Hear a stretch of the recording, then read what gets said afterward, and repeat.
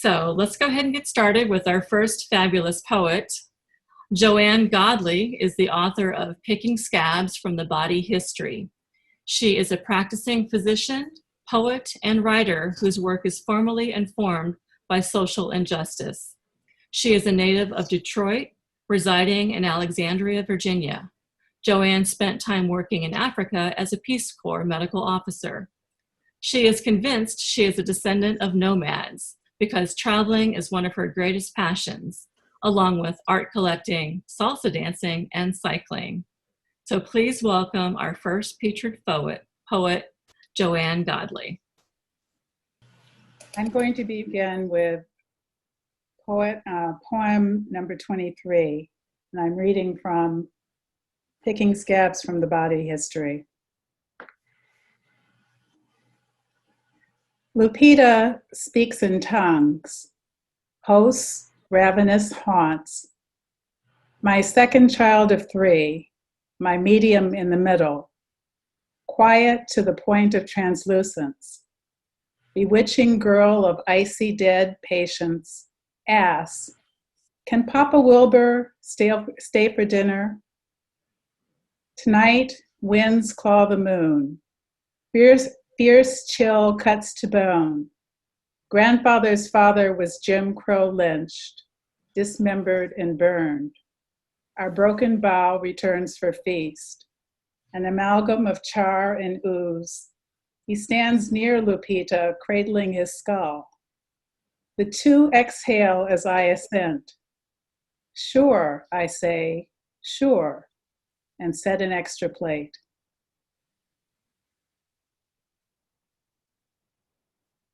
The next poem I'll be reading is poem number 14, and I'm dedicating this to all Black mothers. I will not touch this wound, will not. I've taped my hands at night, worn mittens and gloves, created internal distractions to stay as far the hell away from myself so the hurts could crust and scab over. I am a Black mother who told both children at their becoming ages what it meant to be a Black in America as they left the cute age, transitioned to the intimidating age, and arrived at the dangerous age, America's categories for Black youth. I read the little Black book to them at night, How to Be Black and Stay Alive, my girl included. The book told you to look a grown-up in the eye, to neither smirk nor shirk nor grin when spoken to. Stress the importance of enunciating and articulating the King's English every day, to respect their elders, to neither lie nor cheat, to say yes, sir, to an officer, and understand that milk is a food, not a beverage. When my son was a PhD at UChicago, he organized a protest group, UChicago having closed their trauma unit, forcing many Southsiders to bleed to death en route to an ER across town. Ms. O was then administrator. The group leafleted, held talks, picketed, enraged, and engaged the university for years. Someone sent me a YouTube video of my son's arrest at one protest. Chi-Town cops surrounded him. He asked that they call the university because the protest was sanctioned. He used the safe word. Those pigs took my 77-inch baby down, face down, then opened ranks. The camera showed him on his face, on the ground, handcuffed. My heart, flash, froze. I tried to squeeze my body up into that cell phone, shove aside those cops, slip off his manacles and say, get up, baby, mama's here. This drama plays on repeat in my head a zillion times each day, each night. Trayvon Martin, Eric Garner, Sean Bill, Michael Brown, Alton Sterling, George Floyd, Breonna Taylor, Daniel Prude, all made the news for walking, or running, or speaking, or seeing nothing, or breathing, or simply being Black and human. Silent tears well and crest inside my pain is a wrapped box nobody wants to open, the anti-gift. I am all Black mothers to all Black daughters and sons, birthing them, growing them, launching them into the world to fight social wrongs or die trying. Their exit wounds wound me, linger deep, crust over, taut, tough scars I point to with Black mother pride. This scab, that scab, there, those be my sons.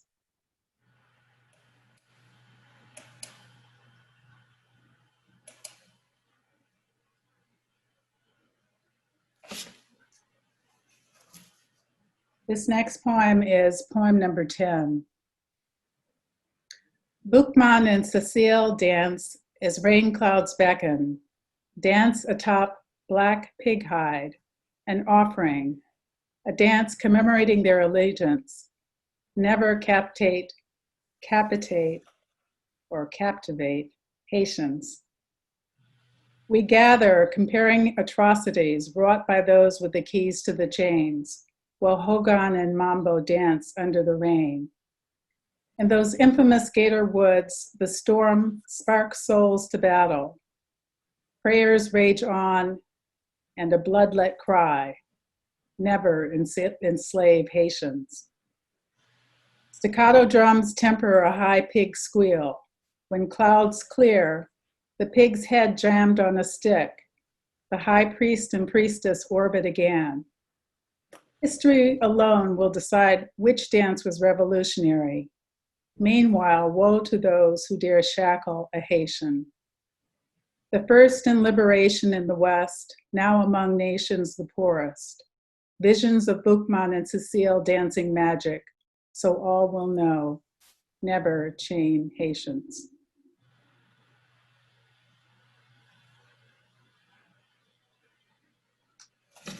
This next poem is poem 19. And because she was a restless babe, wanting more than to march and sing Stand By Me, and because her hometown burned and Dexter Avenue smoldered from spent cocktails, and because the betrayal leading to Malcolm X's death raised her fledgling dreams, and because Vietnam was a slow inferno and veteran carcasses roamed the streets, and because darkness gave cover to the black cat skulking with urban calm. She hailed that cat, threw her leg over its wild part, and clutched its warm recesses. And because they rode with revolutionary wile into the city's bowels, then rose up through its consciousness like Icarus. And because the spirits of Fanon and Lumumba exalted them with a chorus of berets, always the people. And because the cat's cross-haired power and mastered the photo op, the FBI took note, igniting a battle. And because J.E. Hoover smoked those black cats from the sky, cat hair and claws were everywhere.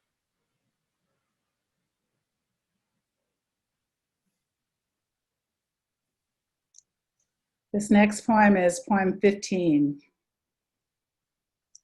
Put the word out on the street. We're out of asylum. Finished. We're not stocking asylum this season. There'll be no safe harbor here. If you were looking for justice, equality, a listening hand, freedom from persecution, we used to carry all of those things, but no more. Asylum was getting way too popular. Everybody wanted it. We couldn't keep it on the shelves. It got out of hand. Anyway, we won't be offering asylum under current management. You ask, is there anywhere one can find some asylum these days? Under the table or for above market price?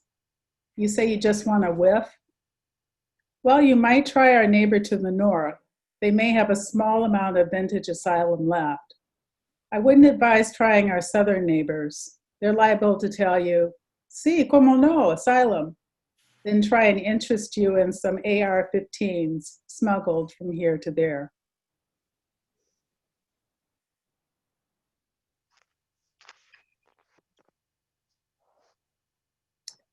This next poem is a revision of a poem that's in my book, and it's entitled Signs of Impending Civil War, Côte d'Ivoire, 2002.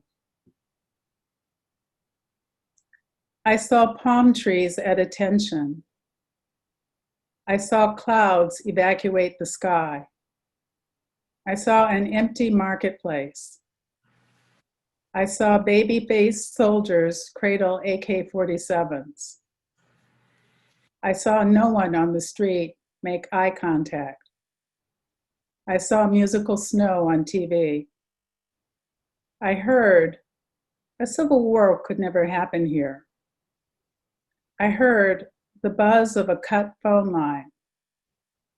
I heard the embassy announced by a walkie-talkie poured water in pots and cans and bowls and pails.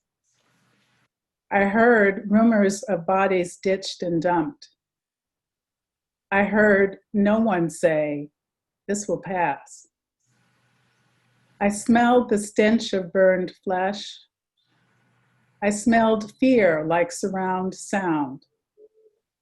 I must stay home and away from windows. I must mattress with loved ones. I must witness, witness, witness.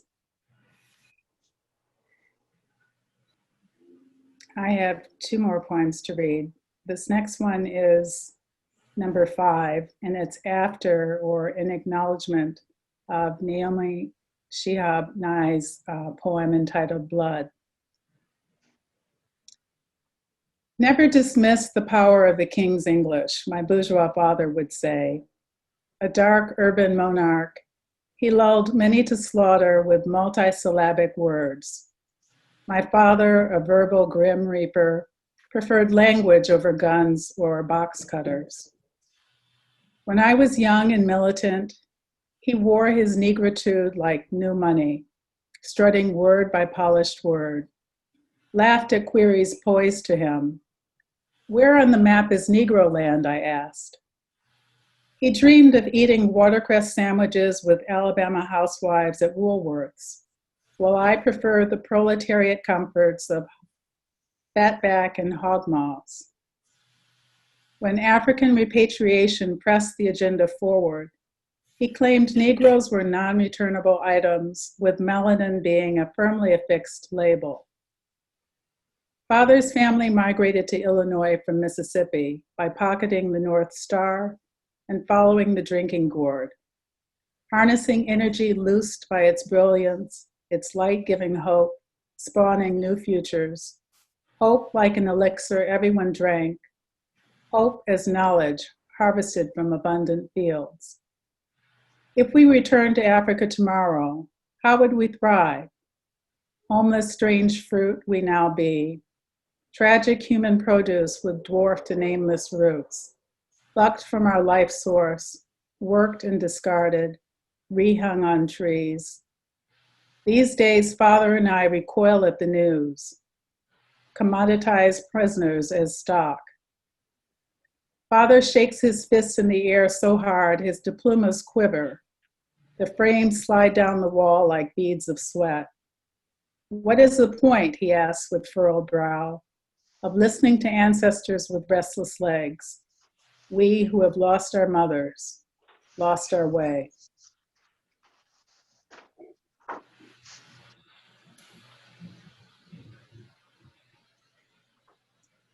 And this last poem is number 24. I come from a line of rageful folk, rage-filled, raging, full on, full up, enraged people. I do get it honest.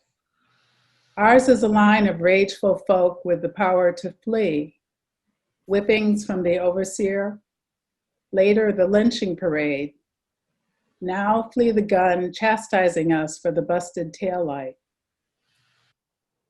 Courtesy of cortisol, a chromosomal microdot, hosting that chemical, keeping us on high alert, causing sugar diabetes, high blood, cancer, stroke. Court a soul. It wounds the womb, inflames the blood, perimeters gut fat. It speeds the mind, a self-wrought PTSD, elixir of choice for the hunted. Every adult person of color in the USA has loads. Genetic rage. Mine is a line of rageful folk, lines of waiting folk, enraged but calm, waiting to work, waiting for the next shoe drop. Rage passing through generations like electricity, sparking a few, burning out many. Echoes of slavery steeped in our genes, rendering us eternally vigilant, internally restless. We all sleep with both eyes open.